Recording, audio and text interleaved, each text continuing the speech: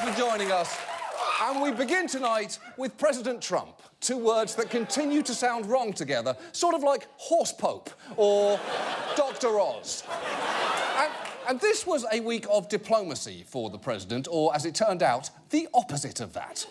President Trump hosting Chancellor Angela Merkel at the White House today. Will be their first face-to-face meeting since Mr. Trump ridiculed the chancellor on the campaign trail, accusing her of, quote, ruining Germany.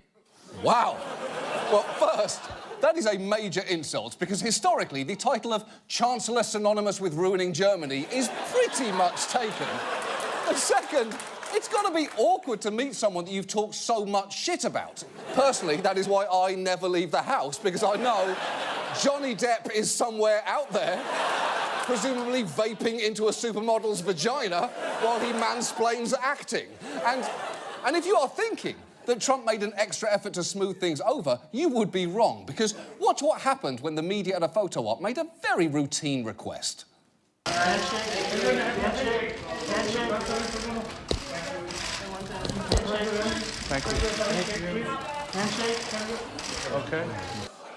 Oh, shake her hand, you weird, weird man!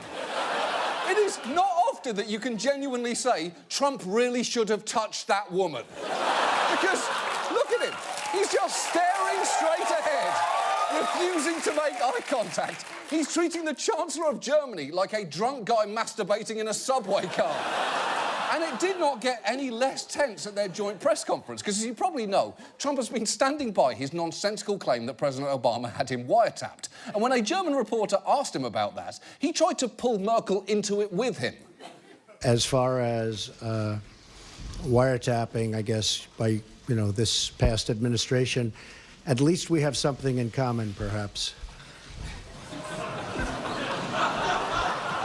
Now, what that very funny joke is referring to is the allegation that the US had monitored Merkel's phone, and she is not amused by that. In fact, that may be the most uncomfortable a US president has ever made her, and I will remind you, George W. Bush once gave her an unsolicited surprise back rub. And it wasn't just Germany dragged into Trump's wiretapping mess, because his press secretary and special guest on the Gilmore Girls reboot, Melissa McCarthy, suddenly brought a British spy agency into it too.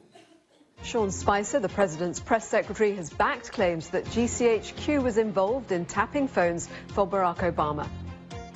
He didn't use the NSA, he didn't use the CIA, he didn't use the FBI, and he didn't use the Department of Justice. He used GCHQ. Wow. Now, that is going to piss off the British, and you do not want to piss off the British, because if you do, we will say, oh dear, shake our heads, swallow the anger, and carry it around until we die. Because think about what he's actually alleging there. He is suggesting a US president enlisted a foreign intelligence service to spy on a political adversary. That is an explosive charge. Perhaps that is why the NSA's deputy director told the BBC it was arrant nonsense, revealing a complete lack of understanding in how the relationship works. And for their part, GCHQ called the accusations utterly ridiculous. And yet, rather than distancing himself from Spicer, Trump decided to back him up.